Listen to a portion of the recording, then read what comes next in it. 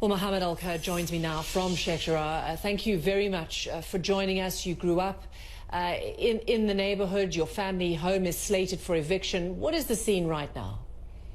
Well, thank you so much for having me. To start, it's not really an eviction. It's forced ethnic displacement, to be accurate, because an eviction implies legal authority. While the Israeli occupation has no legitimate jurisdiction over the eastern parts of occupied Jerusalem under international law, it also implies the presence of a landlord, and certainly these Israeli settlers have not built our homes. They're not our landlords. They don't own our land.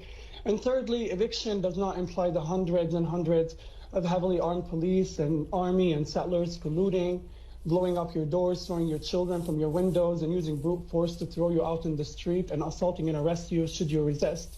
It doesn't imply the grenades. It doesn't imply the rubber-coated bullets. It's not an eviction. According to the UN and countless politicians and human rights organizations, it could amount to war crimes. Actually, the situation is pretty tense, I can tell you, and we're very scared of losing our homes to Israeli settler organizations.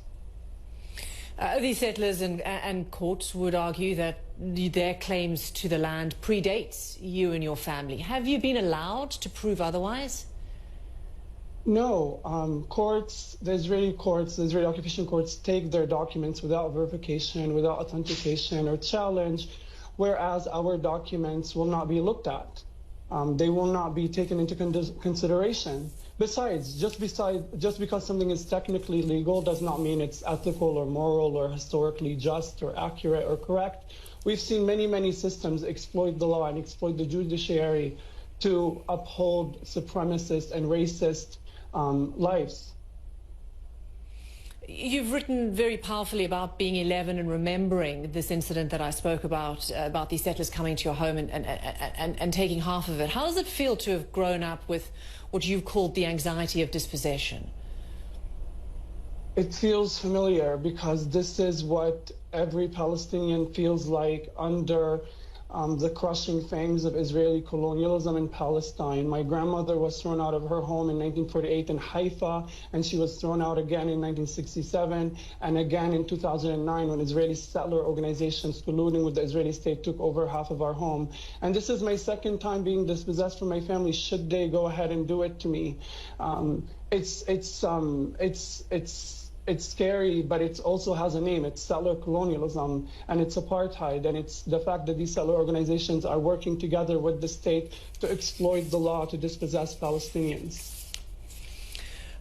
What would you like from the international community? There has been a response by many to the situation your family is in right now. What would you like to hear, especially from the new Biden administration?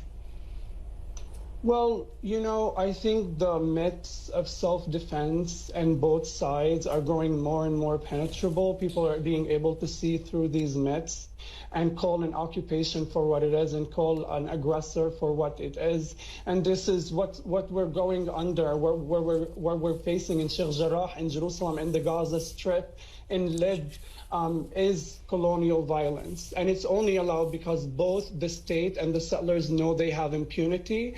The settlers are emboldened by an apartheid state that allows them to open carry in Palestinian neighborhoods. And the state is emboldened by an international community that refuses to call it out for what it is, that allows it to intentionally target civilian neighborhoods in the Gaza Strip and massacre 24 Palestinians, including 9 children, without facing any consequences. I don't expect much of the Biden administration. Knowing that Ned Price refused to even condemn the killing of 9 Palestinian children tells me all I need to know. Obviously, I would like the international community to hold Israel accountable under international law, but I also hope free people of the world do their part to push their governments.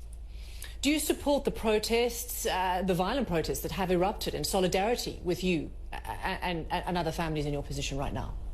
Do you support the violent dispossession of me and my family? I'm just asking if you support the protests that are taking place in support of your family. I support popular protests taking place against ethnic cleansing, yes.